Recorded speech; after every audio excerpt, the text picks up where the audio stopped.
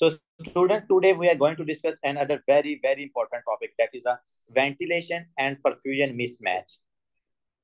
Ventilation perfusion mismatch students, ये बहुत important topic है। इसके अंदर हम देखेंगे कि हमारे पास अगर पेशेंट के अंदर वेंटिलेशन में कोई प्रॉब्लम आ रही है तो उसका जो वी बटा क्यू की रेशियो है वो किस तरह इफेक्ट होगी। अगर किसी पेशेंट के अंदर परफ्यूजन इफेक्ट हो रही है तो उस पेशेंट के अंदर ना मतलब कि वी बटा क्यू जो ये रेशियो हम आगे डिस्कस करेंगे, ये किस तरह और परफ्यूजन का मतलब क्या होता है। ठीक है जी, वेंटिलेशन और परफ्यूजन का मतलब क्या है।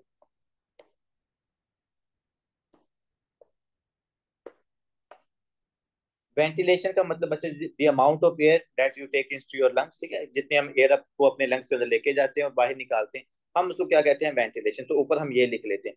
मैं कहता हूँ कि यार आप क्या करते हो, 1 मिनट के अंदर, मैं सिर्फ सपोजिंग वैल्यू ले लेता हूँ कि आप ना 1 मिनट के अंदर 4 लीटर जो एयर है ना वो अपने लंग्स के अंदर लेके जाते हो। मैं सिर्फ सपोज कर रहा हूँ, ठीक है। एक तरफ मैं क्या लेता हूँ, आपकी वेंटिलेशन। बच्चों दूसरी तरफ हम लिखते हैं परफ्यूजन को। बच्चों परफ्यूजन का मतलब क्या होता है sir, the amount of blood that comes towards the lungs. ये जो लंग्स की तरफ एयर आती है ना उसको, सॉरी, जो ब्लड आता है उसको हम क्या कहते हैं, it's the perfusion of the lungs. It's the perfusion. तो देखिए एक तरफ तुम्हारे पास ब्लड हो गया, एक तरफ क्या हो गया, ब्लड। जो आपके लंग्स की तरफ ब्लड आता है इसको हम कहते हैं परफ्यूजन, ठीक है। जो एयर आपके लंग्स के अंदर आती है इसको हम कहते हैं वेंटिलेशन। तो अब हमने इन दोनों की क्या देखनी है, रेशो देखनी है कि हमारे पास वेंटिलेशन और परफ्यूजन की एक नॉर्मल रेशो क्या होती है, या एक नॉर्मल पर्सन के अंदर इनकी रेशो होनी कितनी चाहिए। ठीक है, तो मैंने आपको एग्जांपल दी कि मैं लेट्स सपोज एग्जांपल लेता हूँ कि 1 मिनट के अंदर ना 4 लीटर एयर को अपने लंग्स के अंदर लेके जाते हैं। ठीक है, तो एक तरफ मैंने लिया 4 लीटर, और ये 4 लीटर आपकी क्या है, वेंटिलेशन। ये क्या है सर, वेंटिलेशन। दूसरी तरफ मैं कहता हूँ कि हमारे पास जो ब्लड है वो है 5 लीटर। जो ब्लड है ना वो आपके लंग्स की तरफ आता है, कितने लीटर, 5 लीटर।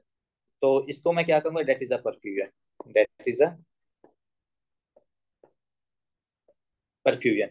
अब अगर मैं इसको डिवाइड करता हूँ, लेट्स सपोज ना आपके लिए कि सर हमने वेंटिलेशन को ऊपर रखा, 4 लीटर वेंटिलेशन हुई, और 4 लीटर वेंटिलेशन से 5 लीटर क्या होता है, ब्लड मतलब कि उससे ऑक्सीजनेट हो जाता है, या 5 लीटर ब्लड जो होता है वो आपके लंग्स की तरफ मूव करता है। तो यहाँ पर मैं क्या लेता हूँ, 5। ठीक है बच्चों, अगर हम इसको डिवाइड करें ये आपके पास कितना बनेगा, 4 4 5 40, 0.8। ठीक है, तो ये हमारे पास बनता है 0.8। मतलब कि जो आपके पास नॉर्मल वेंटिलेशन परफ्यूजन रेशियो होती है बच्चों, वो कितनी है सर, 0.8। कितनी होती है, 0.8। अब इसको मतलब कि अप्रोक्स किया जाता है अराउंड 1, कि मतलब ये तकरीबन जो रेशियो बनती है वो हमारे पास 1 बनती है। तो अगर कहीं पर लिखा जाए 0.8 to 1, या कहीं पर लिखा जाए सिर्फ 1, कि आपके पास जो वी बटा क्यू रेशियो आ रही है वो 1 है, इसका मतलब बच्चों वो नॉर्मल रेशियो, वो क्या है आपके पास, नॉर्मल रेशियो। अब देखो ये आपके पास जो डायग्राम है, ये जो फार्मूला, ये बड़ा मजे का है। अब मैं आपको कहता हूँ कि एक पेशेंट गया है, एक पर्सन गया है हाई एल्टीट्यूड के ऊपर, या मैं कहता हूँ कि यार एक पर्सन है उसके ना रिस्पायरेटरी ट्रैक के अंदर ऑब्स्ट्रक्शन होगी, चलो हम ऐसे कर लेते हैं, ऑब्स्ट्रक्शन कर लेते हैं। अगर रिस्पायरेटरी ट्रैक के अंदर ऑब्स्ट्रक्शन होती है, वो ट्रेकिया में है, वो ब्रोंकाई में है, वो ब्रोंक्यूल्स में, अगर कहीं पर भी ऑब्स्ट्रक्शन है तो उसके लंग्स के अंदर क्या प्रॉपर वेंटिलेशन होगी सर, नहीं होगी। अगर प्रॉपर वेंटिलेशन नहीं होगी तो उसकी जो वेंटिलेशन की अमाउंट है वो क्या हो जाएगी, जो वेंटिलेशन अमाउंट ऑफ एयर वो क्या डिक्रीज है। तो मैंने कहा था नॉर्मली 4 है, हम अब उसकी कंसिडर कर लेते हैं 3, कि उसके लंग्स में सिर्फ 3 लीटर एयर आ रही है। बट उसका जो ब्लड है ना वो ब्लड क्या कर रहा है, वो नॉर्मली वहां पर मूव कर रहा है। तो जब वो नॉर्मली मूव करेगा, ब्लड की परफ्यूजन ठीक है, तो वो तो 5 है। तो अब इसको अगर हम डिवाइड करते हैं, 3 को अंदर रखा बच्चों, 5 से डिवाइड किया, तो ये हमारे पास कितनी अमाउंट बनती है, 0.6। तो इसका क्या मतलब है, देखो बच्चों 0.6 है, वी बटा क्यू मिस मैच यहाँ पर हो गया। यहाँ पर मैच नहीं हो गया, क्योंकि मैच अगर वो होगा तो वो 0.8 होगा, कि मैं 4 लीटर एयर को जब मैं लंग्स में लेके जाऊं तो 5 लीटर ब्लड मेरे लंग्स की तरफ आना चाहिए, और उससे फिर क्या होती है, प्रॉपर ऑक्सीजनेशन होती है आपके ब्लड की। लेकिन अगर मैं क्या करता हूँ कि लेस अमाउंट ऑफ एयर को अपने लंग्स में लेके जाता हूँ, लेकिन जो ब्लड का फ्लो है वो बिल्कुल ठीक है, मतलब परफ्यूजन ठीक है, तो उससे जो बच्चों आप देखोगे ना, तो नॉर्मली हमारे पास जो वी बटा क्यू मैच है वो 0.8 है, लेकिन यहाँ पर कितना हो गया, 0.6 हो गया। तो इसका क्या मतलब, 0.6 ये मिस मैच कर रही है, कि जितनी मेरे पास परफ्यूजन है उस हिसाब से उतनी वेंटिलेशन वहां पर नहीं हो रही। तो अगर कोई बंदा मुझे रैंडमली कोई वैल्यू बताता है ना कि यार ये मेरे पास पेशेंट है, उसकी जो वी बटा क्यू मैच है ना वो मेरे पास 2 है, कितनी है बच्चों, 2 है। अब इस बंदे के अंदर पता क्या हो सकता है, अगर ऊपर 2 है नीचे 4 है, तो मतलब कि इस पेशेंट के अंदर, नहीं सॉरी ऊपर बड़ी वैल्यू लेते हैं, अगर 2 आ रही है तो वेंटिलेशन मेरे पास ठीक है, और नीचे मेरे पास क्या है, जो परफ्यूजन है वो डिक्रीज है। तो ये आ गया 3, एक तो गया 2 इधर गया, 3 7 21, 1.7।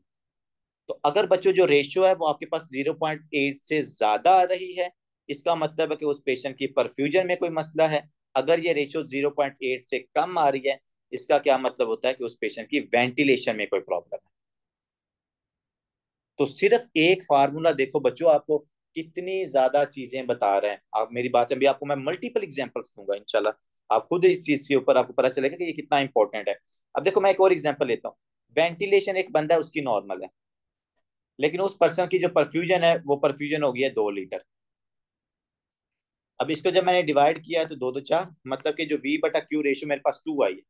सबसे पहले तो जो आपकी वी बटा क्यू है, वेंटिलेशन परफ्यूजन, वो क्या होगी यहाँ पर, मिस मैच होगी, ये मैच नहीं करी, तो ये कितना आ रही है, 2 आ रही है। बच्चों मैं ये 2 को देख के पता क्या बता सकता हूँ, पेशेंट मेरे सामने भी नहीं है, मैं सिर्फ इस 2 को देख के क्या बता सकता हूँ पता है, मैं बता सकता हूँ कि सर उस पेशेंट के अंदर डीवीटी हो सकती है, मैं बता सकता हूँ कि उस पेशेंट के अंदर पल्मोनी एम्बोलिज्म हुई होगी, मैं बता सकता हूँ कि उस पेशेंट के अंदर पल्मोनी हाइपरटेंशन होगी। पेशेंट आपने नहीं देखा, सिर्फ आपने रेशो देखी, वो रेशो आपको इंक्रीज मिल रही है, तो उस इंक्रीज की वजह से आपको पता चल गया कि इसके लंग्स की परफ्यूजन में कोई प्रॉब्लम आ रही है। वो परफ्यूजन किस किस वजह से हो सकती है, पल्मोनी हाइपरटेंशन की वजह से कम हो सकती है, वो पल्मोनी एम्बोलिज्म की वजह से कम हो सकती है, और आपको पता है पल्मोनी होती है, या पेशेंट के अंदर राइट हार्ट फेलियर हो सकता है, क्योंकि जब राइट हार्ट फेलियर होगा बच्चों फिर भी आपके लंग्स की तरफ ब्लड कम जाएगा। तो सिर्फ एक रेशियो देख के आप उसकी डिजीज का डिफरेंशियल डायग्नोज बना सकते हो। तो अगर वो आपको कहता है कि सर एक मेरे पास पेशेंट था, पर्सन आया, मतलब बिजनेसमैन था, एक बिजनेसमैन, उसने 16 घंटे की फ्लाइट ली है, 16 घंटे की फ्लाइट लेने के बाद वो क्या करता है, उसको सिम्टम आना शुरू हो जाती है, let's suppose dyspnea, tachypnea, chest pain, severe chest pain वाली सिम्टम आना शुरू हो जाती है, ठीक है। जब उसको सीवियर चेस्ट पेन वाली पेन होना शुरू हो जाती है, तो उसकी जब हम बी बटा क्यू मैच देखते हैं ना, तो हमें किस तरह का मिलेगा बच्चों, इस तरह का 1 से ज्यादा मिलेगा। क्यों? क्योंकि उस पेशेंट के अंदर मोस्ट प्रोबेबली अगर उसने लॉन्ग फ्लाइट ली है, पेशेंट के अंदर पल्मोनी एम्बोलिज्म, डीवीटी पहले वो होगा, फिर डीवीटी से पल्मोनी एम्बोलिज्म है, और पल्मोनी एम्बोलिज्म की वजह से जो इसकी बी बटा क्यू है वो मिसमैच कर रही है। इसी तरह मैं एक और एग्जांपल ले लेता हूँ, आपकी वेंटिलेशन को हम कम करते हैं, वेंटिलेशन को मैं कहता हूँ 2, परफ्यूजन आपकी ठीक है, तो अगर मैं 2 को डिवाइड करूंगी ये बनेगा 0.4, 0.8 से कम है ना, वेंटिलेशन इसकी कम है। तो अब आप इसका क्या बता सकते हो जिसकी वेंटिलेशन कम है, कि या तो इस पेशेंट के अंदर रिस्पायरेटरी ट्रैक के अंदर कोई ऑब्स्ट्रक्शन है, समझ, या इसने कोई फॉरेन बॉडी इनगल्फ कर ली है, या क्या है कि ये पेशेंट कहाँ पर है, लिफ्ट के अंदर है, क्योंकि लिफ्ट के अंदर भी एयर प्रेजेंट नहीं होती तो आप वेंटिलेट नहीं करते प्रॉपरली, या फिर ये पेशेंट क्या अंडर वाटर है, क्योंकि अंडर वाटर जाओगे वहां पर भी प्रॉपर वेंटिलेशन नहीं होती, पेशेंट ड्रॉजिंग कंडीशन के अंदर है, ठीक है। इसके अलावा बात यहाँ पर खत्म नहीं हुई, पेशेंट के अंदर ओबेसिटी हो सकती है, ऑब्स्ट्रक्टिव स्लीप एपनिया हो सकता है पेशेंट को, पेशेंट को मेस्थीनिया ग्रेविस हो सकता है, कि मतलब उसके जो रिस्पायरेटरी मसल्स हैं वो प्रॉपरली काम नहीं कर रहे, वो प्रॉपरली काम करेंगे तो वो वेंटिलेट करेंगे ना। इवन तो पेशेंट को सीओपीडी हो सकती है, एम्फीसीमा हो सकता है। तो ये बच्चों सिर्फ रेशियोज देखकर आप क्या कर सकते हो, मल्टीपल डिफरेंशियल डायग्नोज बना सकते हो। सर अगर रेशियो 0.8 से कम है मीन्स कि उसकी वेंटिलेशन में प्रॉब्लम है, और अगर 1 से जी, ज़्यादा मीन्स कि परफ्यूजन में प्रॉब्लम है। ये ज्यादातर परफ्यूजन की, जी जी, ज्यादातर परफ्यूजन के अंदर प्रॉब्लम होती है, ठीक है। ओके। हाँ जी। मैं ये नहीं कह रहा कि 100% ऐसे होता है, क्योंकि बाजू का तो वेंटिलेशन भी कम होती है तो परफ्यूजन उससे ज्यादा कम हो जाती है, तो उससे भी आपके जो वी बटा क्यू मैच होता है ना वो ज्यादा हो जाता है, ठीक है। तो लेकिन ज्यादातर ये इसी तरह होता है कि अगर 0.8 से कम है तो पेशेंट की वेंटिलेशन में प्रॉब्लम है, अगर 0.8 से ज्यादा है तो पेशेंट की परफ्यूजन में प्रॉब्लम, ठीक है। ये चीज आपने यहाँ पर याद रखनी है। अब बच्चों आते हैं ऊपर की तरफ, अब आपके मैं लंग्स को थोड़ा सा डिफाइन करता हूँ। हमारे लंग्स के अंदर होते हैं सर 3 लोब, ये अपर लोब है, नंबर 1, ये लोअर लोब है, और ये सॉरी मिडिल लोब है, ये आपका लोअर लोब है, ठीक है। अब हमारे पास लंग्स के अंदर क्या होते हैं, एलोविलाई होते हैं, जहाँ पर गैसेस एक्सचेंज होना होता है बच्चों। तो अगर आप नोटिस करो तो ये आपके पास जो जा रही है ना, ये है आर्टरी, ये आपके पास जा रही है पल्मोनरी आर्टरी, क्योंकि ये वाहद आर्टरी है, वहां तो मैं नहीं कहूंगा, लेकिन ये हमारे पास एक्सेप्शन वाली आर्टरी, जिसके अंदर आर्टरी होने के बावजूद डीऑक्सीजनेटेड ब्लड होता है। यहाँ पर कौन सा ब्लड होता है? Deoxygenated blood. ठीक है बच्चों, पहले तो अपने तीन चीजों को समझना है। जो आपके पास पी ए है, ये है पल्मोनरी आर्टरी। जो पी कैपिटल ए है, ये है पल्मोनरी एलोविलाई। जो हमारे पास पी वी है, ये है पल्मोनरी वेन। ये है पल्मोनरी वेन। अब आपने ना एक बात की तरफ ना फोकस करना है। यहाँ पर जो आपकी पल्मोनरी आर्टरी है, ये जो पल्मोनरी आर्टरी जा रही है, ये आपको पल्मोनरी आर्टरी डायलेटेड मिल रही है। ये क्या है? डायलेट है। अगर पल्मोनरी आर्टरी डायलेट है, और ये क्यों डायलेट होगी? क्योंकि इसके ऊपर देखो एलोविलाई है। वो एलोविलाई इसको कंप्रेस भी तो कर सकती है ना। लेकिन यहाँ पर पल्मोनरी आर्टरी आपकी कंप्रेस नहीं होती, क्योंकि पल्मोनरी आर्टरी में क्या होता है? प्रेशर ज्यादा होता है। बड़ा इंपॉर्टेंट कंसेप्ट है। अगर आपकी पल्मोनरी आर्टरी के अंदर ज्यादा प्रेशर बच्चों क्रिएट होगा, तो हमारे पास गैसेस एक्सचेंज नॉर्मल हो जाएगा। आपकी आर्टरी कंप्रेस नहीं होगी, प्रॉपर आपके लंग्स की तरफ ब्लड जा रहा हो। ठीक है, तो इसीलिए जो हम कहते हैं ना कि जो लोअर लोब्स होते हैं, इनके अंदर प्रॉपर गैसियस एक्सचेंज होता है। ज्यादा गैसियस एक्सचेंज जहां पर होता है, ऊपर वाले लोब्स के अंदर गैसियस एक्सचेंज कम होता है।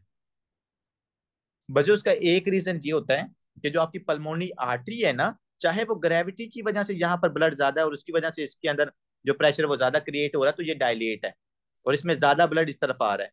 जब यहाँ पर ज्यादा ब्लड आ रहे हैं और इसके अंदर ये जो पल्मोनरी आर्टरी ये डायलेट है, तो आपके पास जो यहाँ पर जो गैसियस एक्सचेंज होगा बच्चों, वो ईजी हो जाएगा। तो इसीलिए हम कहते हैं ना कि जो सबसे ज्यादा गैसेस एक्सचेंज होता है, वो हमारे पास कहाँ पर होता है? वो नीचे वाले लॉब्स के अंदर होता है। उसका रीजन आपको पता चल गया है कि उधर पल्मोनी आर्टरी में प्रेशर ज्यादा होता है। वो पल्मोनी आर्टरी क्या करती है? डायलेट रहती है, कंप्रेस नहीं होती। डायलेट रहेगी, वहां पर ज्यादा ब्लड जाएगा, ज्यादा ब्लड जाएगा तो आपके पास गैसेस एक्सचेंज भी ज्यादा होगा। ये चीज आपने याद रखनी है। पल्मोनी आर्टरी में सबसे ज्यादा प्रेशर होता है। ये जो उन्होंने यहाँ पर ट्रायंगल बनाया हुआ है, देखो पल्मोनी आर्टरी में सबसे ज्यादा है, फिर पल्मोनी वेन में सबसे कम प्रेशर कहाँ पर है? पल्मोनी एलोविलाई के अंदर। मिडल लोब के अंदर आओ बच्चों। अब यहाँ पर ना पल्मोनी आर्टरी के अंदर ऐसा ऐसा प्रेशर कम होना शुरू हो जाता है। यहाँ पर पल्मोनी आर्टरी में तो ज्यादा प्रेशर है, लेकिन पल्मोनी आर्टरी से हमारे पास जो पल्मोनरी एलोविलाई है ना, वो एलोविलाई अब यहाँ पर आएगी दूसरे नंबर। यहाँ पर एलोविलाई आपकी तीसरे नंबर पे थी, मतलब सबसे कम प्रेशर था आपकी एलोविलाई के अंदर। लेकिन यहाँ पर जो प्रेशर है ना, वो इंक्रीज हो रहा है। तो अगर आप नोटिस करोगे तो हमारे पास पल्मोनरी आर्टरी, अब देखो यहाँ पर पल्मोनरी वेन आपकी थोड़ी सी कंप्रेस हो रही है। वो क्यों? क्योंकि आपकी पल्मोनरी वेन का जो प्रेशर है ना, यहाँ पर मिडल लोब के अंदर पल्मोनरी वेन का जो प्रेशर होता है ना, वो कम हो जाता है। जब इसमें प्रेशर कम होता है, तो एलोविलाई क्या करती है? यहाँ पर एलोविलाई इसको कंप्रेस कर देती है। जब एलोविलाई आपकी आर्टरी या वेन को कंप्रेस करेगी बच्चों, गैसेस एक्सचेंज कम हो जाता है। तो सबसे ज्यादा गैसेस एक्सचेंज हुआ मिडल लोब के अंदर, उससे कम एक्सचेंज हुआ आपके मिडल लोब के अंदर, और उससे कम एक्सचेंज होता है आपके पास अपर लोब के अंदर। इसका रीजन क्या होता है? क्योंकि सर अपर लोब, अब आओ अपर लोब की तरफ आओ। अपर लोब के अंदर देखो सबसे ज्यादा प्रेशर किसके अंदर है? आपकी पल्मोनरी एलोविलाई के अंदर।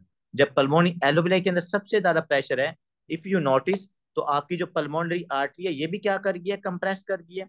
आपकी पल्मोनरी वेन भी क्या कर गई है? कंप्रेस कर गई है। तो जब ये कंप्रेस हो जाएंगी, तो आपको पता है ना आपकी जो ऊपर वाली पल्मोनी आर्टरी है, जो आपका अपर लोब है, यहाँ पर सबसे ज्यादा एयर होती है। जब यहाँ पर ज्यादा एयर होगी, तो एलोविलाई का प्रेशर भी ज्यादा होगा। जब एलोविलाई का प्रेशर ज्यादा होगा, तो वो पल्मोनरी वेन और आर्टरी को कंप्रेस कर देगी। जब वो उनको कंप्रेस करती है, तो आपके पास गैसेस एक्सचेंज क्या हो जाता है? देखो ब्लड का फ्लो पहले कम होगा ना, क्योंकि आर्टरी कंप्रेस होगी है। वहां पर आपके पास ब्लड कम जाएगा। जब ब्लड कम जाएगा, तो हमारे पास गैस एक्सचेंज भी क्या होता है बच्चों? कम होता है। तो ये एक दूसरा रीजन होता है कि अपर लॉब्स के अंदर गैसेस एक्सचेंज कम होता है, लोअर लॉब्स के अंदर ज्यादा होता है, क्योंकि लोअर लॉब्स के अंदर ब्लड का फ्लो ज्यादा होता है, परफ्यूजन अच्छी होती है। अपर लॉब्स के अंदर कम हो जाती है। और वो क्यों कम होती है? क्योंकि सर वहां पर हमारे पास ब्लड का फ्लो कम होता है। ब्लड का फ्लो कम होता है, तो एलोविलाई उस आर्टरी को कंप्रेस कर देती है। जब कंप्रेस करेगी, तो मजीद ब्लड का फ्लो अपर लॉब्स की तरफ कम हो जाता है। इसलिए तो हमने कहा था कि जब बंदा एक्सरसाइज करेगा, तो एक्सरसाइज की वजह से यहाँ पर आपके पास हाइपोक्सिया होगा। हाइपोक्सिया की वजह से वैजो कंस्ट्रिक्शन होगी। जब वैजो कंस्ट्रिक्शन होगी, तो हम यहाँ से ब्लड को अपर लोब्स की तरफ भेजेंगे। जब अपर लोब्स की तरफ ब्लड को भेजेंगे, तो यही जो आर्टरीज और वेन्स हैं, ये क्या कर जाएंगे? इनके अंदर ज्यादा ब्लड जाएगा, तो ये आपके पास डायलेट हो जाएंगी। तो जब ये डायलेट होंगी, तो there is a proper gaseous exchange as well in athletes during exercise.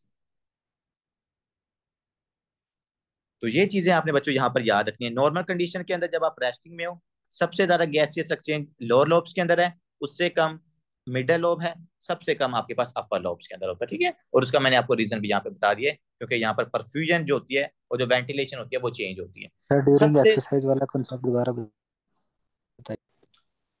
Doctor साहब देखिए, एक्सरसाइज वाले बंदे को क्या चाहिए होती है सर? ज्यादा ऑक्सीजन, ठीक है। जब ज्यादा उसको ऑक्सीजन चाहिए होती है तो यहाँ से हमारे पास ब्लड तो जा रहा है ना, ज्यादातर आपकी ऑक्सीजन बॉडी की तरफ जा रही है। तो यहाँ पर जो रेड ब्लड सेल्स है ना, उनको उतनी ऑक्सीजन नहीं मिल रही, उनको उतनी ऑक्सीजन नहीं मिल रही। जब उनको उतनी ऑक्सीजन नहीं मिलेगी तो आपके इस ब्लड वेसल के एरिया के अंदर क्या क्रिएट हो जाएगा? हाइपोक्सिया। क्या क्रिएट होता है यहाँ पर? हाइपोक्सिया। क्योंकि इनफ ऑक्सीजन जितनी आपको चाहिए थी आपको वो नहीं मिल रही। जब यहाँ पर हाइपोक्सिया क्रिएट होता है तो हमने कहा था कि पल्मोनरी आर्टरी की स्पेसिफिसिटी है कि वो क्या कर ले। तो जब यहाँ पर वैसो कंस्ट्रिक्शन होती है तो आपके पास से ब्लड जो होता है वो ऊपर शंट कर देता है अपर लोब्स की तरफ।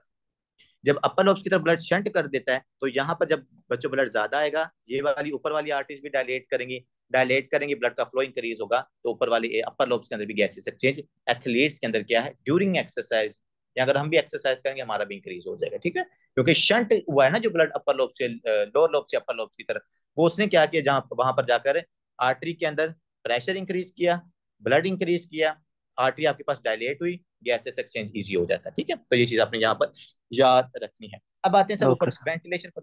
वेंटिलेशन परफ्यूजन आपको समझ आ गई ना? वेंटिलेशन का मतलब है कि द अमाउंट ऑफ एयर जो आपके लंग्स में जाती है, परफ्यूजन का मतलब है द अमाउंट ऑफ ब्लड जो आपके लंग्स के अंदर जाता है। और इनका मैच कितना होता है? 0.8। इनका मिस मैच कितना होगा? अगर हमारे पास वो 0.8 से ज्यादा है या कम है, ठीक है। या आप ऐसे कंसिडर कर लो 1 से ज्यादा है या कम है, 0.8 से लेके 1 ये आपके पास नॉर्मल रेंज है। अगर इससे कम होगा तो आपके पास वी क्यू मिस मैच कर जाएगा, ठीक है। अब सर मिस मैच क्यों कर सकता है, इसके क्या क्या रीजंस हैं? और हमें आपने तीनों लॉब्स की ना ये वी बटा क्यू जो वैल्यू ये भी बतानी है, हम यहाँ इसकी वैल्यू भी निकालते हैं, परेशान नहीं होना बच्चों। आइडली आइडली क्या होता है? Ventilation is matched to the perfusion. कि मतलब कह रहा है कि नॉर्मली तो हमारे पास जो वेंटिलेशन होती है वो परफ्यूजन के साथ मैच करती है, ठीक है। जिसकी रेशियो क्या आ रही है? 1 आ रही है, ठीक है। वही मैं आपको बता रहा था ना कि 0.8 से लेकर 1 तक जो रेशियो होती है वो हमारे पास नॉर्मली आती है, ठीक है। फॉर एडिक्वेट गैसियस एक्सचेंज, अगर आप चाहते हो ना कि भाई नॉर्मल गैसियस एक्सचेंज हो, आपकी बॉडी को ऑक्सीजनेटेड ब्लड मिले, तो उसके लिए आपके पास जितनी वेंटिलेशन है उतनी परफ्यूजन हो तभी आपको मिलेगा, ठीक है। अब हम आते हैं लंग के जोन्स या लंग्स के लोब्स के हिसाब से कि कहां पर कितनी वी बटा क्यू की वैल्यू आती है। बच्चों सबसे पहले हम देखते हैं आपका अपर लोब। कौन सा देखते हैं? Upper lobe. उसके अंदर कितनी वेंटिलेशन है और उसके अंदर कितनी ज्यादा परफ्यूजन होती है। पहली बच्चों बस आपने बात याद रखनी है कि आपके अपर लोब्स के अंदर वेंटिलेशन भी डिक्रीज होती है।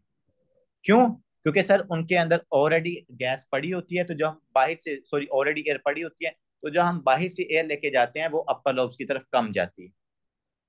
समझ रहे? तो आपने नंबर 1 के अंदर क्या याद रखना है सर? अपर लोब है।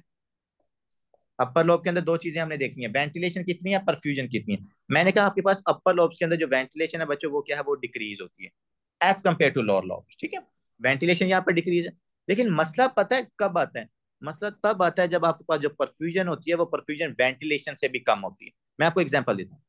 देखिए नॉर्मली वी बटा क्यू हमने कितना लिया था सर? वी आप 4 ले रहे हो और जो क्यू है वो आप 5 ले रहे हो। अब मैंने कहा यहाँ पर वेंटिलेशन कम है तो मैं इसको ले लेता हूँ 3, मतलब कि 4 से 3 हो गया, वेंटिलेशन कम होगी। लेकिन जो परफ्यूजन है बच्चों, मैं परफ्यूजन को ले रहा हूँ 2, मतलब कि परफ्यूजन उससे ज्यादा भी कम है। जब परफ्यूजन उससे कम होगी तो अब अगर मैं इसको डिवाइड करता हूँ 3 को 2 से, तो ये मेरे पास कितना बन रहा है? 1.5 बन रहा है। क्या बन रहा है? 1.5 हमारे पास बन रहा है। मैंने आपको बताया था ना कि जब आपके पास 1 से ज्यादा आएगी तो प्रॉब्लम आपकी परफ्यूजन के अंदर होती है। तो आपको पता है आपके अपर लोब्स के अंदर परफ्यूजन प्रॉपरली नहीं होती। वेंटिलेशन भी कम है लेकिन परफ्यूजन बच्चों उससे भी ज्यादा कम होती है। तो इसीलिए जो आपके अपर लोब्स होते हैं यहाँ पर जो रेशियो आती है वो 1 से ज्यादा आती है। इवन दो जो उसने यहाँ पर लिखा हुआ है ना, वो कह रहा है कि भाई आप जो कह रहे हो ना कि 2 लीटर परफ्यूजन, कह रहा है वो 2 लीटर भी नहीं होती। वो कह रहा है हमारे पास यहाँ पर 4 है तो यहाँ पर आप 2 लो, या मतलब कि यहाँ पर 1 लो। अगर ऊपर वेंटिलेशन कह रहा है 3 लीटर है ना, नॉर्मली 4 लीटर है, अपर लोब्स के अंदर वेंटिलेशन कहता है 3 लो, यहाँ पर परफ्यूजन आप क्या लो? कह रहा है 1 लो। 1 लीटर ब्लड जाता है अपर लोब्स के अंदर और 3 लीटर एयर वहां पर आती है। मतलब दो देखो, वेंटिलेशन नॉर्मल थी 4 लीटर, वो तो कम हुई है, लेकिन भाई परफ्यूजन का तो कहते हैं कि वो बेड़ा ही गर्क हो गया, वो तो 5 से 1 तक चली गई, मतलब इतनी ज्यादा परफ्यूजन कम होती है आपके अपर लोब्स के अंदर। तो अगर मैं इसकी रेशियो निकालू तो मेरे पास कितनी निकलती है बच्चे, 3 निकलती है। तो आपका जो अपर लोब्स होता है या जो लंग्स का एपिक्स होता है बच्चे, वहां पर जो V/Q होता है वो उसकी वैल्यू हमारे पास 3 आती है। अब जब यहाँ पर 3 आ रही है तो कह रहा है आपके पास जो वेंटिलेशन है ना, वो वेंटिलेशन आपकी यहाँ पर वेस्ट हो रही है, कि भाई ब्लड ही नहीं आ रहा, परफ्यूजन ही नहीं हो रही, तो जो हमारे पास एयर पड़ी होती है बच्चों, वो एयर क्या हो जाती है, वो वेस्ट हो जाती है। तो MCQ एनआरई के अंदर पूछा गया है कि वेस्टेड वेंटिलेशन, जो हमारे पास वेंटिलेशन वेस्ट होती है वो कहाँ पर होती है, किस लोब के अंदर होती है, तो आज आपको पता होना चाहिए वो अपर लोब्स के अंदर होती है। तो वेंटिलेशन अपर लोब्स के अंदर क्यों वेस्टेड होती है, क्योंकि वहां पर ब्लड का फ्लो कम होता है। और V/Q जो हमारे पास वैल्यू कितनी आती है आपके अपर लोब्स के अंदर नॉर्मली, सर 3 आती है, ये भी याद रखना MCQ से। अब दूसरी तरफ आते हैं आपका बेस की तरफ, जो मेन आपका लोब है वो है बेस वाला, ठीक है। अब बेस के अंदर बच्चों क्या होती है, बेस के अंदर आपके पास परफ्यूजन बहुत अच्छी होती है, लेकिन उस परफ्यूजन के हिसाब से आपके पास वेंटिलेशन इतनी अच्छी नहीं होती। मतलब ये कहते हैं, पहले आप ऊपर वाला देख लो ना, जैसे मैंने यहाँ पर बताया वेंटिलेशन कम है, परफ्यूजन इससे कम है, तो जो आपकी V/Q आ रही है वो कितनी आ रही है, वो ज्यादा आ रही है। अब यहाँ पर बच्चे पता क्या करते हैं बच्चे कहते हैं कि अपर लोब्स के अंदर वेंटिलेशन भी कम है, परफ्यूजन भी कम है, इसका मतलब V/Q जो वैल्यू वो कम आएगी। भाई कम नहीं आती, अगर आपके पास डिनोमिनेटर डिक्रीज हो ना, तो उसकी जो रेशो होती है वो इंक्रीज होती है।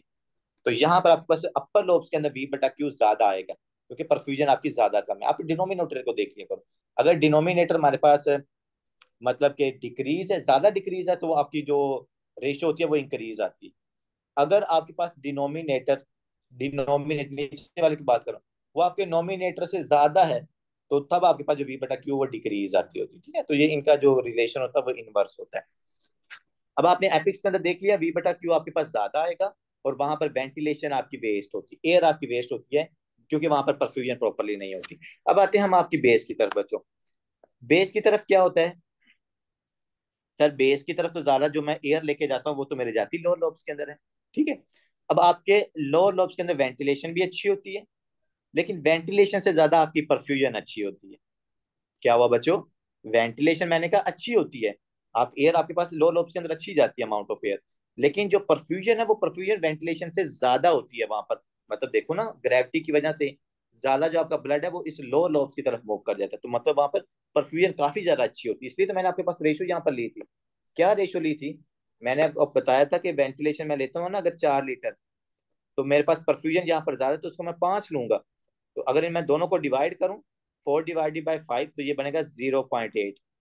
तो ये 0.8 क्या है, 1 से कम है, तो इसलिए उन्होंने यहाँ पर लिखा V/Q जो हमारे पास वैल्यू है यहाँ पर कम आ रही है 1 से। तो अगर V/Q कम है तो वो आपके पास लोअर लोब है, अगर V/Q ज्यादा है तो आपके पास अपर लोब्स के अंदर। बच्चों मैं एक आपकी बात, मेरी एक बात याद रखना, ये कम और ज्यादा ना, इसका फार्मूला करके आपने डिसाइड करना है, आप इसको वैसे नहीं कर सकते ना, आप इसको रट्टा भी नहीं मार सकते। जब भी आपको ये सिनेरियो है ना, आपने रेशियो देखनी, अच्छा कितनी वेंटिलेशन है जी, 3, परफ्यूजन कितनी है जी, परफ्यूजन भी 3 है, दोनों को डिवाइड किया कितना आ गया, 1, नॉर्मल है। अच्छा वेंटिलेशन कितनी है सर, 3 है, मतलब 2 है, परफ्यूजन कितनी है, 4, ये कितना आ गया जी, 2 4 5, 0.5, मतलब 0.5 है, तो ये मेरे पास 1 से कम है, इसका मतलब है परफ्यूजन के अंदर, मतलब कि यहाँ पर 0.5 से कम है, तो V/Q आपके पास डिक्रीज आ रही है यहाँ पर, ठीक है। तो ये चीज आपने यहाँ पर याद रखनी है। लोअर लोब्स के अंदर ज्यादा ब्लड जाता है, वो ज्यादा ब्लड आपका वेस्ट हो जाता है, क्योंकि उस ब्लड के हिसाब से उतनी वेंटिलेशन नहीं होती। अपर लोब्स के अंदर क्या होता है, अपर लोब्स के अंदर ब्लड ही नहीं जाता, परफ्यूजन ही नहीं होती, लेकिन वहां पर वेंटिलेशन ठीक होती है, तो वहां पर आपके पास एयर वेस्ट होती है, लोअर लोब्स के अंदर आपका ब्लड आपके पास वेस्ट होता है, ठीक है। इसलिए वो यहाँ पर टर्म यूज करते होते हैं कि अगर वेस्टेड परफ्यूजन लिखी हो तो आपके लोअर लोब्स होते हैं, क्योंकि वहां पर ज्यादा ब्लड का फ्लो होता है। अगर वेस्टेड वेंटिलेशन है तो वो आपके अपर लोब्स हैं, क्योंकि वहां पर ब्लड का फ्लो कम है, और आपके पास जो वेंटिलेशन है वो वहां पर वेस्ट हो रही है, ठीक है बच्चों। सर फिर किसी की अगर हमें वैल्यू देंगे तो वो लोअर लोब की देंगे कि अपर की? भाई वो आपको बताएंगे भी साथ, ओके सर। ठीक है। तो ये सर एक बच्चों बार V/Q, मिडल लोब वाला रिपीट करना सर, मैडम जो मिडिल लोब के जोन। ऊपर अब हम आए नहीं, हम कर लेते हैं मैडम, टेंशन क्यों है? अभी इसके ऊपर हम आए नहीं। तो आपके बच्चों अपर लोब्स के अंदर याद रखिएगा वेंटिलेशन वेस्ट होती है, क्योंकि वहां पर डेड स्पेस भी तो होती है ना, देखो। और लोअर लोब्स के अंदर आपके पास परफ्यूजन वेस्ट होती है, क्योंकि वहां पर ब्लड का फ्लो ज्यादा है, उस हिसाब से वहां पर उतनी वेंटिलेशन है। देखो बच्चों, नॉर्मली तो क्या होनी चाहिए कि अगर 5 लीटर ब्लड जा रहा है ना मेरे लंग्स के अंदर, तो 5 लीटर आपके पास एयर भी आनी चाहिए, ताकि वैल्यू वैल्यू जो मेरे पास आइडियल है वो 1 होनी चाहिए। लेकिन लोअर लोब्स के अंदर क्या है, इतनी ज्यादा परफ्यूजन ज्यादा, वेंटिलेशन कम है, 0.8 है। अपर लोब्स के अंदर वेंटिलेशन ज्यादा, परफ्यूजन कम है, हमारे पास रेशियो इसकी 3 आती है। अब मैडम ने बात की कि सर मिडल लोब्स की क्या ज्यादती है, उसके बारे में भी बता दें। बच्चों मिडल लोब्स के अंदर you will be surprise to know that middle lobes के अंदर अराउंड 1 आपकी वैल्यू आती है। मतलब यहाँ पर जो वेंटिलेशन होती है ना वो 4.5 होती है, जो परफ्यूजन है वो हमारे पास 5 होती है। तो अगर आप इसको डिवाइड करोगे ना तो ये 0.9 आएगा, मतलब अराउंड 1 आएगा, ये ऑलमोस्ट 1 आता है। तो मतलब कि जो V बटा Q की वैल्यू आइडियल होती है ना, अराउंड आइडियल, मतलब आइडियल तो नहीं हो सकती कहीं पर भी, 1 नहीं आ सकती, अराउंड ऑलमोस्ट 1 आपके पास मिडल लोब के अंदर आती है, क्योंकि वहां पर वेंटिलेशन भी उतनी है, वहां पर परफ्यूजन भी उतनी है। अगर वेंटिलेशन 4 लीटर है तो परफ्यूजन भी 4 लीटर है। लोअर लोब्स के अंदर परफ्यूजन ज्यादा है, अपर लोब्स के अंदर वेंटिलेशन ज्यादा है, मिडल लोब्स के अंदर सब कुछ ठीक है, उतनी वेंटिलेशन है उतनी मेरे पास परफ्यूजन, ठीक है। तो ये चीज आपने यहाँ पर याद रखना है। अगर पूछा जाए कि हमारे पास गैसेस एक्सचेंज कहाँ पर सबसे ज्यादा हो रहा है, वो आपके पास किसकी तरफ होगा बच्चे, आपके मिडल लोब के अंदर। ये बात आपने यहाँ पर याद रखनी है। अपर लोब के अंदर वेंटिलेशन जाया हो रही है, एयर जाया हो रही है, नीचे परफ्यूजन जाया हो रही है, यहाँ पर कुछ भी जाया नहीं हो रहा, यहाँ पर हम प्रॉपर गैसेस एक्सचेंज करवा लें, ठीक है। तो ये चीज आपने यहाँ पर याद रखनी है। अब आते हैं बच्चों आपकी डिटेल के अंदर, ये थी normal physiology. Sir sir middle बहुत लोब में ज़्यादा गैसेस एक्सचेंज होगी कि लोअर में? मिडल के अंदर, बच्चों मिडल के अंदर हो रही है। मिडिल। हम्म क्यों ज्यादा हो रही, मैंने आपको रीजन भी बता दिया ना। रीजन ये है क्योंकि हमारे पास जितनी वेंटिलेशन है उतनी परफ्यूजन है, ठीक है। जितनी वेंटिलेशन बचे उतनी हमारे पास यहाँ पर परफ्यूजन हो रही है। अब आते हैं बच्चों इसकी, हाँ जी, बोथ सेकंड में ventilation. Lower, second first middle, second lower और थर्ड में होगी वो सबसे अपर लोब। यार इसको सिंपल याद रखने का तरीका पता क्या है, अपर लोब्स के अंदर वेंटिलेशन वेस्ट है, वैल्यू आती है 3। लोअर लोब्स के अंदर परफ्यूजन वेस्ट है, वैल्यू आती है 0.8, मतलब 1 से कम होती है। मिडल लोब के अंदर वैल्यू आती है 1, मतलब कि अराउंड आइडियल कंडीशन होती है, जितनी वेंटिलेशन है उतनी परफ्यूजन हो रही होती है, ठीक है। वहां पर ना ज्यादा वेंटिलेशन है ना वहां पर ज्यादा परफ्यूजन है, ठीक है। ये ओके बात अपने सर। यहाँ पर याद रखनी चाहिए। इसमें अभी और भी काफी सारी चीजें हैं जो मैंने अभी छुपा के रखी है, मैं बाद में बताऊंगा आपको। तो ये अभी आपको मैं सिंपल कंसेप्ट बता रहा हूँ नहीं तो मेरे जो एमसीक्यूज हैं वो लीक हो जाएंगे। Both ventilation and perfusion are greater at the base of the lung, कि सर वेंटिलेशन और परफ्यूजन जो है ना वो ज्यादा हमारे पास कहाँ पर है, बेस ऑफ द लंग के अंदर है, then the apex of the lungs, ठीक है। एपिक्स ऑफ द लंग के अंदर वेंटिलेशन भी कम है, परफ्यूजन भी कम है, बेस के अंदर वेंटिलेशन भी ज्यादा है, परफ्यूजन भी हमारे पास ज्यादा है। With exercise, with exercise increase cardiac output, there is the vasodilation of the apical capillaries. समझ आ रही है कि सर एपिकल कैपिलरीज की वैजोडाइलेशन होगी है। जब एपिकल, इस वाले ये 1 की बात करें, जब एपिकल कैपिलरीज की वैजोडाइलेशन होगी तो उनकी तरफ क्या है, ज्यादा ब्लड जाएगा। जब उनकी तरफ ब्लड हमारे पास ज्यादा जाएगा तो V बटा Q रेशियो अप्रोचेस टू 1। अब बच्चे अक्सर ये इस बात के ऊपर कंफ्यूज होते हैं कि शायद इन्होंने लिखा हुआ है कि अपर लोब्स के अंदर जो रेशियो होती है वो 1 होती है। बच्चों ये नहीं उन्होंने कहा, वो कह रहे हैं कि जो बंदे एक्सरसाइज करते हैं ना, जब आप एक्सरसाइज करोगे तो आपके अपर लोब्स की वेंटिलेशन, परफ्यूजन जो है वो इंप्रूव हो जाती है, V बटा Q उनका इंप्रूव हो जाता है।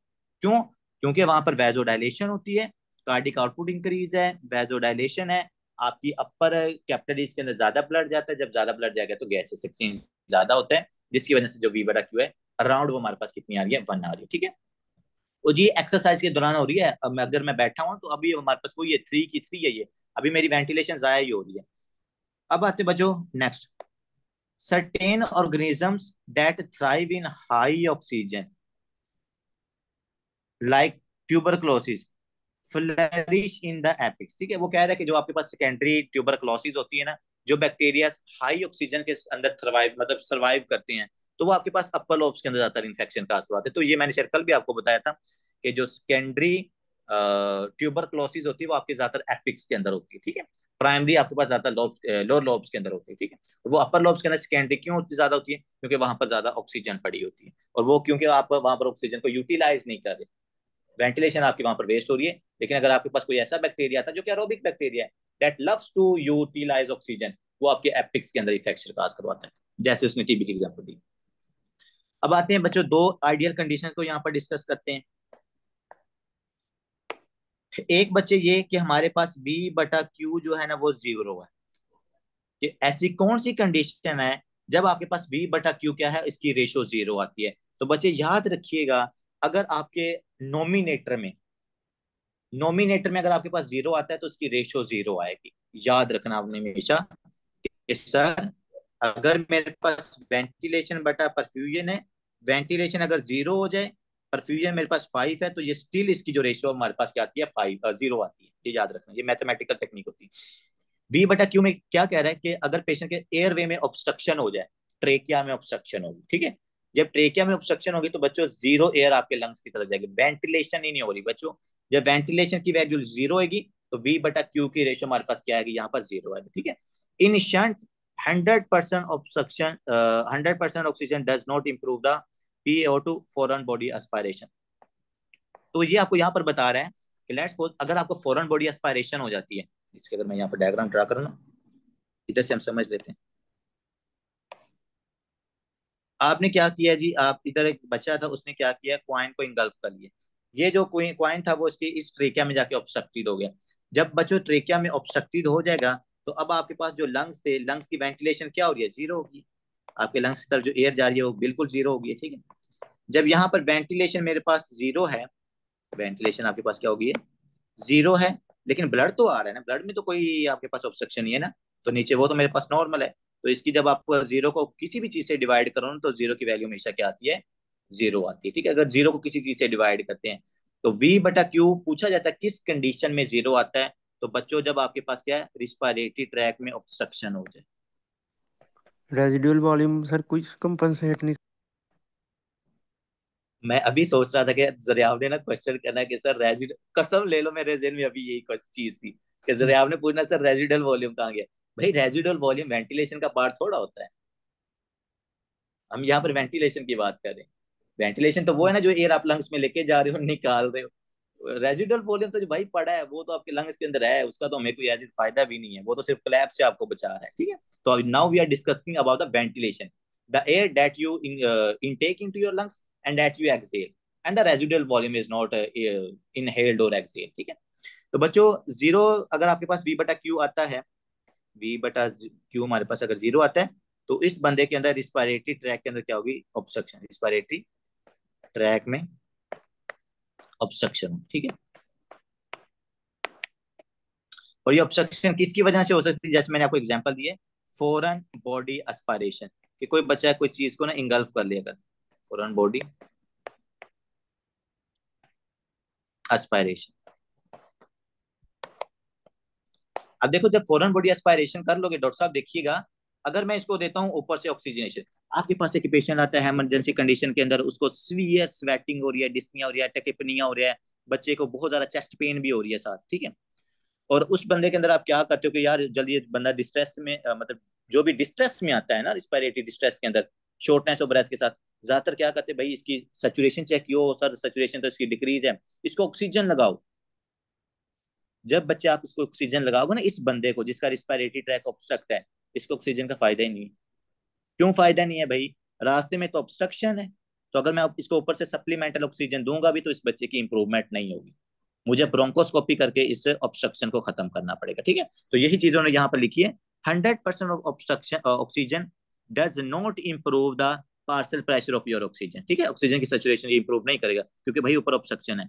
फॉरेन बॉडी एस्पायरेशन, तो अगर आपके पास लिखा हो ना कि उसकी, क्योंकि एनआरई के अंदर इसी तरह के एमसीक्यूज एक्सपेक्ट किए जाते हैं, V बटा क्यू की रेशियो 1 है, क्या हो सकता है पेशेंट को, वेंटिलेशन में ऑब्स्ट्रक्शन है, रिस्पायरेटरी ट्रैक में ऑब्स्ट्रक्शन है, वेंटिलेशन 0 होगी उसकी। अगर लिखा जाए कि V बटा क्यू की जो रेशियो वो इन्फिनिटी है, तो बच्चों इन्फिनिटी तब भी होती है जब आपके डिनोमिनेटर में 0 आता है। अगर हमारे पास मैथमेटिकल टेक्निक्स हैं कि वेंटिलेशन आपकी नॉर्मल है, अगर आपकी परफ्यूजन में कि जो ब्लड आपके लंग्स की तरफ जा रहा है बच्चों, ये 4 है, वो जो आपके पास ब्लड जा रहा था ना लंग्स की तरफ वो 0 है, पल्मोनरी एम्बोलिज्म हो गई है, तो इसकी जो हमारे पास V बटा क्यू की रेशियो आएगी ना, यहाँ पर इन्फिनिटी आएगी। तो जीरो को जब भी मतलब किसी चीज को जीरो से डिवाइड किया जाता है ना, तो जीरो उस चीज को क्या कर देता है, इन्फिनिट कर देता है। तो वेंटिलेशन में प्रॉब्लम है, वेंटिलेशन जीरो होगी तो वी बटा क्यू जीरो होगा, परफ्यूजन जीरो होगी तो वी बटा क्यू इन्फिनिट होगी इसकी वैल्यू ना, ये चीज आप यहाँ पे याद रखें। ब्लड फ्लो ऑब्स्ट्रक्शन है, ब्लड फ्लो ऑब्स्ट्रक्शन वही बात है कि आपके पास क्या हो सकता है पेशेंट के अंदर, पल्मोनरी एम्बोलिज्म हो सकती है, ठीक है बच्चों। Assuming less than 100% dead space, 100% oxygen improves the partial pressure of your oxygen। देखा, कह रहा है सर पल्मोनरी एम्बोलिज्म है पेशेंट आपके पास, ये भी पेशेंट उसी सिम्टम इन दोनों की सेम होती है। पल्मोनरी एम्बोलिज्म वाला पेशेंट भी ऑलमोस्ट वही सिम्टम होती है, शार्प चेस्ट पेन होती है, डिस्निया होता है इस पेशेंट को, स्वेटिंग हो रही होती है। जो फॉरेन बॉडी एस्पायरेशन का पेशेंट है ना, वो भी इसी सिम्टम के साथ आता है। फिर आप क्या करते हो, आप उनको सप्लीमेंटल ऑक्सीजन देते हो।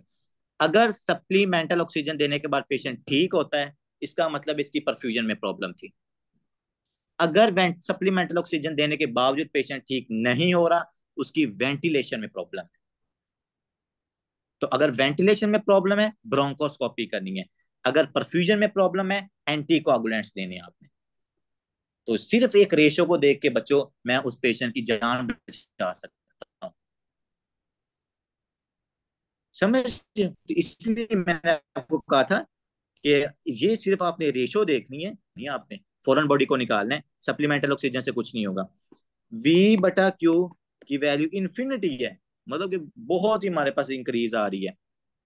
तो उस पेशेंट के अंदर फिर आप बच्चों क्या करोगे, एंटी कोआगुलेंट्स, क्योंकि हमें पता है मोस्ट प्रोबेबली इस पेशेंट के अंदर पल्मोनरी एम्बोलिज्म हुई है, और उस पल्मोनरी एम्बोलिज्म की वजह से वी बटा क्यू की वैल्यू इन्फिनिट आ रही है। तो एग्जैक्ट ट्रीटमेंट करने के ऊपर पेशेंट की आप जान बचा सकते हो, क्योंकि ये वाले जो रिस्पायरेटरी कोलैप्स वाले पेशेंट होते हैं, with in a few minutes ये पेशेंट कोलैप्स कर सकते हैं। तो इसलिए आपने बहुत जल्दी जल्दी डिसाइड करना है। पेशेंट आया, सिम्टम मैं फिर कह रहा हूँ ऑलमोस्ट सेम होती हैं, सिम्टम ऑलमोस्ट सेम होती हैं। सप्लीमेंटल ऑक्सीजन दो, ठीक हुआ तो मतलब के साथ एंटीकोआगुलेंट्स ऐड कर दो। सप्लीमेंटल ऑक्सीजन दी, पेशेंट नहीं ठीक हो रहा, आपको पता चल गया कि भाई रिस्पायरेटरी ट्रैक में कोई ऑब्स्ट्रक्शन है, ब्रोंकोस्कोपी करो, स्कोप डाल के वहां से उस कोई इनको जो भी ऑब्स्ट्रक्टेड पार्ट उसको निकालो, ठीक है।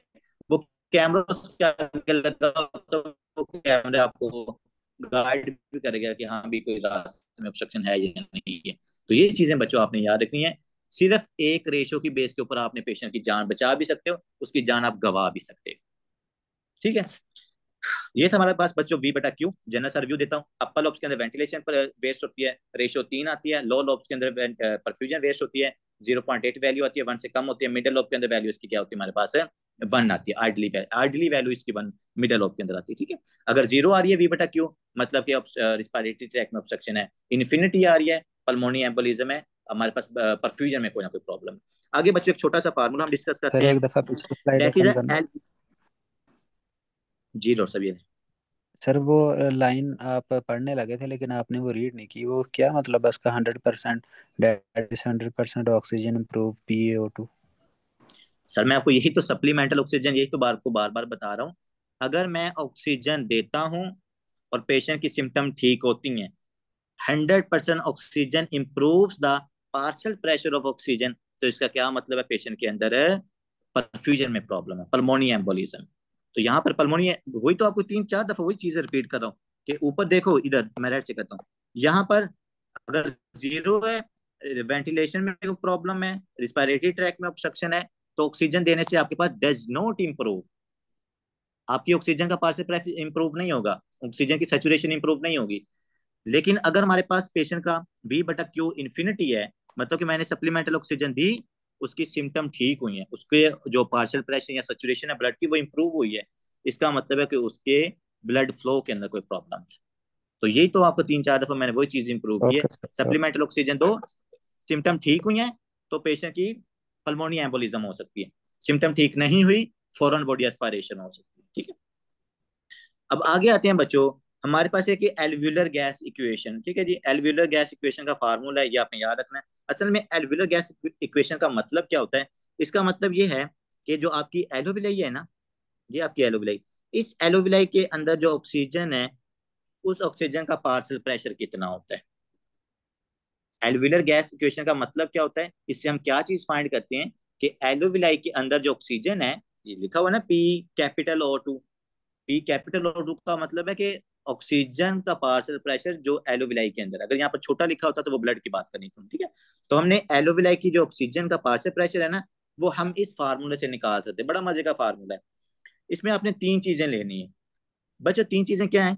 सबसे पहले आपने लेना है इंस्पायर्ड ऑक्सीजन का प्रेशर, कि वो पेशेंट कितनी ऑक्सीजन को इंस्पायर्ड कर रहा है, PiO2, इसको हम कहते हैं इंस्पायर्ड ऑक्सीजन, ठीक है। PiO2 आपने देखो आपको बताएंगे कि भाई इतनी ऑक्सीजन वो क्या है, उसकी PiO2 की जो वैल्यू है वो हमारे पास इतनी, ठीक है। यहाँ पर अगर आप नोटिस करो ना, इधर देखो PiO2 कितना है, इंस्पायर्ड एयर के अंदर कितनी ऑक्सीजन है, ठीक है, उसका प्रेशर आपने ले लेना है। दूसरी तरफ आपने लेना है PaCO2, मतलब कि ब्लड के अंदर जो कार्बन डाइऑक्साइड प्रेजेंट है ना, ये देखो, जो आपकी आर्टीरियल कार्बन डाइऑक्साइड है, मतलब ब्लड के अंदर जो कार्बन डाइऑक्साइड है वो आपने लेनी। फिर आपने इसको डिवाइड करना है किससे, रिस्पायरेटरी क्वेश्चन क्वेश्चन के साथ या कांस्टेंट के साथ, ये जिसको RQ कहते हैं, ठीक है। रिस्पायरेटरी क्वेश्चन ये लिखा हुआ। रिस्पायरेटरी क्वेश्चन को फिर कैसे निकाला, वैसे आपको दिया जाता है, मतलब कि जितने भी मैंने MCQ सॉल्व किए हैं ना, उनके अंदर RQ की वैल्यू आपको कांस्टेंट दी होती है, ठीक है। लेकिन अगर आपने निकालनी हो तो आपको निकालने वाली चीजें भी बताएंगे, कार्बन डाइऑक्साइड कितनी प्रोड्यूस हो रही है और ऑक्सीजन कितनी कंज्यूम हो रही है। यहाँ आपको क्वेश्चन के अंदर ये बताएंगे, खुद बताएंगे कि इतनी कार्बन डाइऑक्साइड प्रोड्यूस हुई है टोटल, इतनी हमने ऑक्सीजन कंज्यूम की है। या फिर सिंपल वो RQ की आपके पास ना रिस्पायरेटरी क्वेश्चन की वैल्यू बता देते कि 2 है, 3 है, 4 है, 5 है, जो भी इसकी वैल्यू होती है, ठीक है। फिर हमने क्या करना है, इंस्पायर्ड ऑक्सीजन को आपने डालना है। देखो लेट्स सपोज मेरे पास जो हमें ऑक्सीजन को इंस्पायर्ड करते हैं ना, उसके अंदर जो ऑक्सीजन का पार्शियल प्रेशर होता है वो अराउंड 150 होता है।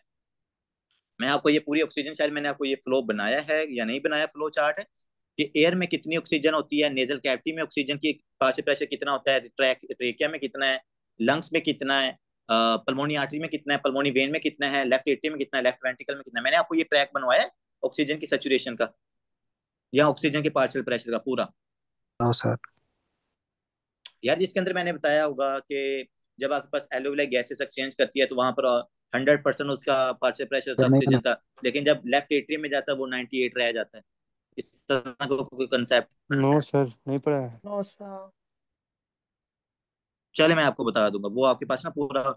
देखो लेट्स सपोज पता क्या होता है, हम जो ऑक्सीजन को इंस्पायर्ड करते हैं ना, उसके अंदर जो ऑक्सीजन का पार्शियल प्रेशर होता है वो 150 होता है, 150 होता है, ठीक है। उसके बाद जब आपके पास वही एयर लंग्स के अंदर जाती है ना, तो उसी ऑक्सीजन का जो पार्शियल प्रेशर होता है वो कम हो जाता है, कुछ ऑक्सीजन आपके पास डेड स्पेसिस में चली जाती है, ठीक है। तो वो फिर पार्शियल प्रेशर जो रहता है ना आपके पास एलोविलाई के अंदर आके वो अराउंड 102 रह जाता है, ठीक है। एलोविलाई में 102 होता है, आपके ब्लड के अंदर कितना होता है पार्शियल, 60 या 65% होता है। तो इतना पार्शियल डिफरेंस क्रिएट होने की वजह से आपकी एलोविलाई से जो ऑक्सीजन है ना वो आपके ब्लड में चली जाती है। अब आपका जो ब्लड होता है ना, इसका जो पार्शियल प्रेशर होता है वो 100 हो जाता है। जो आपके लंग से ब्लड निकल रहा होता है ना, जो पल्मोनी वेन के अंदर ब्लड प्रेजेंट होता है, उसमें जो ऑक्सीजन का पार्शियल प्रेशर होता है वो 100 होता है। लंग्स से निकलते निकलते जब आपका ब्लड लेफ्ट एट्रियम तक पहुंचता है ना, तो उसका पार्शियल प्रेशर 98 हो जाता है। अब मेरा क्वेश्चन उस दिन भी शायद मैंने ये पूछा था कि ये जो ऑक्सीजन का पार्शियल प्रेशर 100 से 98 हो गया है, ये मतलब तो दरमियान में हमने किया भी कुछ नहीं है, वो ऑक्सीजन कहाँ पर जाती है, या इसका जो पार्शियल प्रेशर है वो कम क्यों होता है। तो फिर मैंने आपको उसका आंसर खुद ही बताया था कि बच्चों वहां पर पल्मोनी वेन्स क्या करती हैं, ड्रेन करती हैं। जो पल्मोनी वेन्स ड्रेन करती है वो डीऑक्सीजनेटेड ब्लड को वहां पर ड्रेन करती है, तो इसलिए पल्मोनी वेन का स्टार्ट वाला जो पार्शियल प्रेशर ऑक्सीजन का था वो 100 है, एंड वाला 98 इसलिए होता है क्योंकि उसमें डीऑक्सीजनेटेड ब्लड मिक्स हो जाता है। तो लेफ्ट एट्रियम में 98 मिलीमीटर मर्करी प्रेशर का ऑक्सीजनेटेड पार्शियल प्रेशर ऑक्सीजन होता है, ठीक है। अगर नहीं भी समझ आ रही टेंशन नहीं लेनी, मैं आपको इसका पूरा चार्ट बनवा दूंगा। हम आते हैं इसी लेफ्ट फार्मूले। एट्रियम में तो ऑक्सीजन से ब्लड नहीं जाएगा। क्या कहने एट्रिया की ऑक्सीजन? हेलो जी जी मैं सर, सुन रहा हूँ, मैं एट्रियम में आपको। ऑक्सीजनेटेड, सर ऑक्सीजनेटेड ब्लड नहीं जाएगा लेफ्ट एट्रियम में। भाई तो ऑक्सीजनेटेड ब्लड ही है, तो पल्मोनरी वेन ऑक्सीजनेटेड ब्लड ही लेके जाती है, क्या हो गया? तो आपने कहा कि ऑक्सीजनेटेड के साथ कैसे मिक्स होगा वहाँ पे, पर जो प्रेशर इसका कम होगा 98 पे आएगा।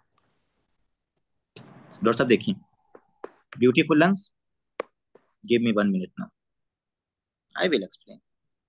ये आपके ब्यूटीफुल लंग्स हैं जी, ठीक है। यहाँ पर आपके पास है ये ब्लड वेसल, यहाँ से क्या हुआ, गैसियस एक्सचेंज हुई, ठीक है। पहले यहाँ पर 65 था, यहाँ पर इसका पार्शियल प्रेशर ऑक्सीजन का 102 है, ठीक है। इतना पार्शियल डिफरेंस था, तो हमारे पास जो ऑक्सीजन थी वो क्या करती है आपके यहाँ पर ब्लड के अंदर आ जाती है, ठीक है।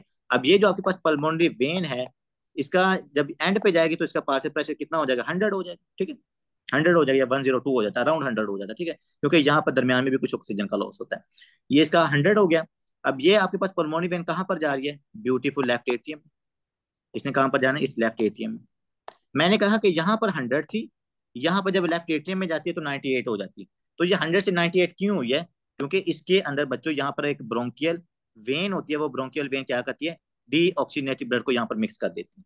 जब यहाँ पर डी ऑक्सीजनेटेड ब्लड मिक्स होगा तो जो आपकी ऑक्सीजन का पार्शियल प्रेशर है वो ड्रॉप हो जाता है इस ब्लड का।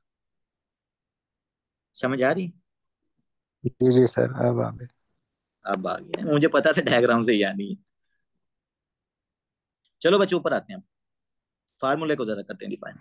फार्मूले के अंदर हमें क्या करना है कि एलोविलाई के अंदर ऑक्सीजन का पार्शियल प्रेशर कितना है, मैंने ये फाइंड करना है। उसके लिए हमें इंस्पायर्ड ऑक्सीजन का पार्शियल प्रेशर चाहिए, हमें यहाँ पर पाकू चाहिए, मतलब कि partial pressure carbon dioxide in the artery, और हमें आर क्यू क्वेश्चन चाहिए होता है। आपने सिर्फ इस ये फार्मूला याद रखना, आपको सारी चीजें प्रोवाइड की जाएंगी स्टेटमेंट के अंदर। हमने फिर उनको क्या करना है, पुट करना है। पार्शियल प्रेशर 150 होता है अराउंड इंस्पायर्ड एयर का, उसके बाद पाकू आपको बताया जाएगा, और जो क्वेश्चन होता है वो 0.8 होता है। तो लेट्स सपोज अगर मैं छोटी सी वैल्यू अपनी तरफ से लगाऊं ना, तो मेरे पास ये कितना पाकू लगा लेते हैं, 40 लगा लेते हैं, 0.8, तो ये बनता है 150। यार इसको डिवाइड करते हैं ना, अगर 40 को 0.8 से, तो मेरे पास 10 ऊपर गया, ये गया 400, 400 को 8 से किया, 8 5 40, 50, 150। ओ माई गॉड, ओ माई गॉड, लो भाई, हमारे पास जो एलो लगी, मैंने आपको क्या बताया था, 102 बता रहा था ना आपको। तो देख लो डॉक्टर साहब, 100 मिलीमीटर मरकरी आपकी एलोविले का पार्शियल प्रेशर आ गया है। और ये पता क्यों 100 आ रहा है, क्योंकि मैंने जो वैल्यूज पुट की हैं वो मैंने ठीक की हैं। ये जो कार्बन डाइऑक्साइड का पार्शियल प्रेशर होता है ना, वो हमारे पास 40 होता है। तो जो डीऑक्सीजनेटेड ब्लड है उसमें मतलब कि ये 36 हो जाता है, तो ये हमारे पास एग्जैक्टली 102 आएगी यहाँ पर। तो ये इस तरह आपने याद रखना है, ये फार्मूला बड़ा मजे का है। अगर आपने एलोविलाई का ऑक्सीजन का पार्शियल प्रेशर आपने फाइंड करना है, उसके लिए आपने ये फार्मूला इस्तेमाल करना है, ठीक है जी। इंस्पायर्ड, पाकू और आर से आपने क्वेश्चन यहाँ पर याद रखना है। ये हमारे पास भी क्लियर हो गया सर। अब आती है एक छोटी सी और इंपॉर्टेंट, छोटी बट बहुत इंपॉर्टेंट, वो है ए ग्रेडियंट। बच्चों ए ग्रेडियंट क्या क्या मतलब है, यहाँ पर मैं ए ग्रेडियंट को मेंशन करता हूँ। ये बहुत बहुत इंपॉर्टेंट है, काफी ज्यादा क्वेश्चन के अंदर हम ए ग्रेडियंट के बारे में सुनते हैं, जो कि मैं आपको पहले ही बता चुका हूँ। कैपिटल ए का क्या मतलब है, कि जो आपके पास एलोविलाई की ऑक्सीजन है, ठीक है, और जो हमारे पास स्मॉल ए है, इसका क्या मतलब कि जो आपकी आर्टरी के अंदर ऑक्सीजन का पास है प्रेशर, इसको हमें लेना, ठीक है जी। तो यहाँ पर भी आपको ये बता रहा है ए ग्रेडियंट का क्या मतलब है, the difference of the partial pressure of the oxygen between the alveoli in the end the arterial blood, दोनों के अंदर जो ऑक्सीजन का डिफरेंस होता है, ठीक है, जो हमने आगे के कई दफा लिखा हुआ है। बच्चों नॉर्मली हमारे पास जो नॉर्मल ए ग्रेडियंट होता है ना, इसको निकाला कैसे जाता है, नॉर्मल ए ग्रेडियंट फाइंड करने का तरीका क्या होता है। इसके लिए हम करते हैं, पेशेंट की एज लेते हैं। क्या करना है, अपने पेशेंट की एज लेनी है। लेट्स सपोज मैं आप में से किसी की भी एज ले लेता हूँ, लेट्स सपोज मैं फैज की एज ले लेता हूँ 30 ईयर। इसको मैंने डिवाइड करना है 4 से, और इसमें आपने डिवाइड भी क्या करना है, ऐड भी आपने 4 करना है। तो अगर आप देखोगे तो 4 7 28, तो 4 7 28 क्या बनेगा, ये 7.7, और उसमें अगर मैं 4 ऐड करता हूँ तो ये मेरे पास बनता है 11.7। तो देखो 11.7, क्या डॉक्टर फैज आपने परेशान नहीं होना, 11.7 मतलब आपका ए ग्रेडियंट नॉर्मल है, क्योंकि इसकी जो नॉर्मल वैल्यू है वो 10 से लेकर 14 होती है। ए ग्रेडियंट की नॉर्मल रेशियो क्या है, everyone with me, A gradient की सर नॉर्मल रेशियो बच्चों होती है 10 से लेकर 14 तक। यूवर्ल्ड ने 8 से लेकर 14 भी लिखी हुई है। एक और बुक के अंदर मैं देख रहा था, मेडिसिन की बुक के अंदर 12 से लेकर 15 भी लिखी हुई है, ठीक है। तो मैंने आपको जो एग्जैक्ट वैल्यू है 10 से लेकर 14 ही आपने याद रखनी है, ये एग्जैक्ट वैल्यूज की है, ठीक है। कुछ बुक से माड़ा मोटा फर्क हो सकता है। तो ये बच्चों 10 से 14 क्या है इसकी नॉर्मल रेशियो। सर चलो हम किसी और स्टूडेंट की ले लेते हैं, डॉक्टर जरा आप सर 16। हमें ए ग्रेडियंट मालूम करने की जरूरत क्यों पड़ी है? सर हमें इसलिए इसकी जरूरत करनी पड़ी है कि कहीं फाइब्रोसिस तो नहीं है आपके लंग्स के अंदर, क्या आपका जो गैसियस एक्सचेंज है वो प्रॉपर है, उनके दरमियान को ज्यादा डिफरेंस तो नहीं आ रहा। देखो लेट्स सपोज डॉक्टर साहब, मैं आपको कहता हूँ कि आपके जो एलोविलाई है, एलोविलाई के अंदर जो ऑक्सीजन का पार्शियल प्रेशर है वो है 102, लेकिन आपका जो ब्लड है उसके अंदर आ रहा है 90। इतना डिफरेंस आ रहा है। ये ए ग्रेडियंट कैपिटल है, ये ए ग्रेडियंट हमारे पास स्मॉल है, दोनों के अंदर डिफरेंस आप देख रहे हो कितना है। लेट्स सपोज ये कितना आ रहा है मेरे पास, 22 आ रहे हैं, तो ये 22 ज्यादा ग्रेडियंट आ रहा है, मतलब कि इसका मतलब है कि उस पेशेंट के अंदर फाइब्रोसिस हो सकती है, प्रॉपरली गैसेस एक्सचेंज नहीं हो रहा उसका।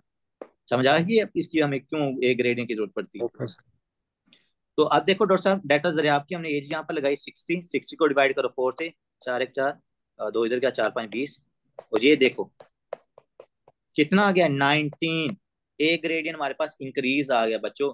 ये जो ए ग्रेडियंट इंक्रीज आ गया ये एबनॉर्मल है, क्योंकि हमें चाहिए नॉर्मल 10 से लेकर 14 तक, तो ये एबनॉर्मल होता है। ठीक है जी। अब हम देख लेते हैं जी किसी और बंदे का, हम यहाँ पर मेंशन कर लेते हैं। एक मेरे पास बंदा है जिसकी एज, कोई फीमेल ले लेते हैं, फीमेल्स की एज लेते हैं 20, because they mind, because they are always 18। तो मैंने थोड़ी सी सर फीस भी एज दो के इनको। साथ साथ ये क्या अब नॉर्मल होता जा रहा है? सर ये इंक्रीज होता है एज के साथ साथ, एज के साथ साथ इंक्रीज होता है। मैंने बताया था ना कि एज के साथ साथ आपकी फाइब्रोसिस भी होती है लंग्स के अंदर। Yes. 3 से 3 तक। क्या कह रही है डॉक्टर साहिबा? चले जी, 20 4 5 20 है, और 5 पॉइंट ये लो, कितना आ गया हमारे पास 9 आ गया। तो फीमेल्स जो होती हैं इनके अंदर भाई ग्रेडियंट्स कम आ रहे हैं, क्योंकि इनके अंदर एक तो ब्लड की अमाउंट कम होती है, इसका मैं आपको रीजन भी बता देता हूँ।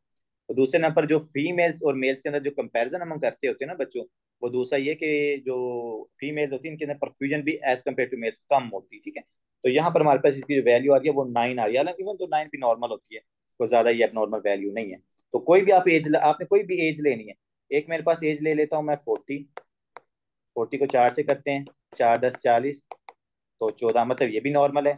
फिर मैं लेता हूँ जी, एज में जैसे जैसे इंक्रीज करूंगा ना इसकी वैल्यू बढ़ती जाएगी, मैं 80 लेता हूँ। ओ माय गॉड, बड़ा मजा आ रहा है। 24, तो एक 24 साल का बंदा, उसका ए ग्रेडियंट, मतलब कि जो गैसियस एक्सचेंज का ये ग्रेडियंट आ रहा है उसके अंदर बहुत ज्यादा आ रहा है, मतलब कि उसके अंदर प्रॉपर गैसियस एक्सचेंज नहीं होगा। ठीक है, ए ग्रेडियंट के बारे में ये सारे कंसेप्ट आपने यहाँ पर याद रखने हैं। नॉर्मल वैल्यू क्या होती है? 10 से 14। फाइंड करने का तरीका क्या है? पेशेंट की एज लिखो, डिवाइड करो 4 से, ऐड करो उसके अंदर 4। ठीक है, ये मैं आपको दिखा भी देता हूँ, आपकी बुक नहीं लिखा हुआ, मैंने खुद से नहीं बनाया ये, आप देखो। Normal A gradient estimated as the age आपने लेनी है, और एज को आपने 4 से डिवाइड करना और उसमें 4 ऐड करें। फॉर अ पर्सन जिसकी 40 ईयर से ज्यादा एज है, जिसकी 40 ईयर से कम है, ग्रेडियंट शुड बी 40। मतलब कि 14 से जो ग्रेडियंट है उसका कम होना चाहिए। हमने यहाँ पर किया था ना कि सर अगर मेरे पास ये पेशेंट आता है, लेट्स सपोज उसकी एज है 36, 4 से डिवाइड 4 में ऐड, 4 9 36, और ये देख लो कितना आ गया ये, 9 13 13 आ गए। तो ये 14 से कम है, इसका मतलब ये नॉर्मल आपके पास आ रही है, इतनी नॉर्मल है। अब अगर कोई पेशेंट आपके पास पैथोलॉजी वाला है, हमने उसका एक ग्रेडियंट देखा तो एलोविलाई के अंदर आ रहा था हमारे पास, मतलब कि एलोविलाई के अंदर वो पेशेंट की आ रही थी, लेट्स वो एज हमने ली थी उसकी 40, जो हमारे पास नीचे इसकी वैल्यू आ रही है ग्रेडियंट की वो 2 आ रही थी, डिवाइड हमने 4 से किया, कितना आएगा ये 20 आ गया, 24 आ गया। ठीक है, तो जिसकी भाई गैसेस एक्सचेंज प्रॉपर नहीं है उसके अंदर ये वैल्यू 40 से ज्यादा आ रही है, ये सर ये पैथोलॉजिकल कंडीशन। हाँ, दो रखा फार्मा ही है। बुक, फार्मा बुक पढ़ी। फार्मा नहीं यार, कौन अफनान कोले शायद होएगी। अपना अपना रूम में बैठा के बाहर गया। होना तो बाहर है हेलो जी शायद जी डॉक्टर गई है। साहब बोले हैं, बोले बोले। पता कर पेन चौकी सर। सर जो आपने डिनोमिनेटर में है जी वैल्यू कौन ली सी है 2, ये चलो आपने पता कर लो। परफ्यूजन की वैल्यू ली है। नहीं मैंने तो थोड़ी भाईजान जी सा पे मैंने वैल्यू ली है, पलीद को थोड़े। माइक बंद करें पहले अपना। ये अच्छा हमने वो वाली वैल्यू ली है जो अच्छा आप, चलो यार माइक तो बंद कर लो। ओके फिर। ये सर ये हमने वो वाली वैल्यू ली है जो आपको स्टेटमेंट के अंदर ना दी जाएगी, कि डिनोमिनेटर के अंदर हमने 2 वैल्यूज की आ रही हैं 3। असल में ये जो वैल्यू थी ना ये सपोज करके इनको कैलकुलेट करके लिखा गया, इनको कैलकुलेट किया गया कि ए मतलब कि कैपिटल जो आपकी एलोविलाई की ऑक्सीजन है उसका पार्ट के ना ये वाली वैल्यूज लिखी होती हैं, तो वो आपको बता देंगे कि वो 2 है या 3। आपने सिंपल क्या करना है, आपने उसकी एज को पकड़ना है, जो आपको वैल्यू दी है, 2 दी है 3 दी है 4, उससे डिवाइड करना है, और उसमें फिर आपने जो चीज ऐड करनी है, अगर वो 4 दिया तो आपने 4 को ऐड करके उसकी हमने वो उस पेशेंट की, पैथोलॉजिकल वाले पेशेंट की जिसकी आपकी वैल्यू ओके उन्होंने ये सर। दी होगी। लेकिन अगर किसी बंदे की नहीं दी तो उसके लिए आपने ये नॉर्मल, जैसे मेरी कैलकुलेट करूँ या मैं आपकी कैलकुलेट करूँ, उसके लिए हम ये वाला फार्मूला इस्तेमाल करते हैं। अगर ये 14 से कम आ जाएगी तो वो हमारे पास पेशेंट पैथोलॉजी वाला है, उसके अंदर फिर हमने मजीद इंटरवेंशन करनी होती है। ठीक है बच्चों, तो ये था आपका छोटा सा टॉपिक है। ए ग्रेडियंट का ये फार्मूला आपने नहीं भूलना, age divided by 14 add 4, A gradient की वैल्यू आपके पास आ जाएगी। ठीक है, तो वी बटा क्यू मैं कल सुनूंगा। उसके बाद हमारे पास नेक्स्ट है 2 आपके टॉपिक रह गए फिजियो के, तो इंशाल्लाह उम्मीद है कि हम इसको जल्द अज जल्द खत्म कर देंगे, क्योंकि इसकी पैथो ज्यादातर लेंथी नहीं है। ठीक है, तो see you in next lecture. Okay जी, अल्लाह हाफिज़। अगर किसी का कोई क्वेश्चन हो तो मेरे से पूछ लीजिए।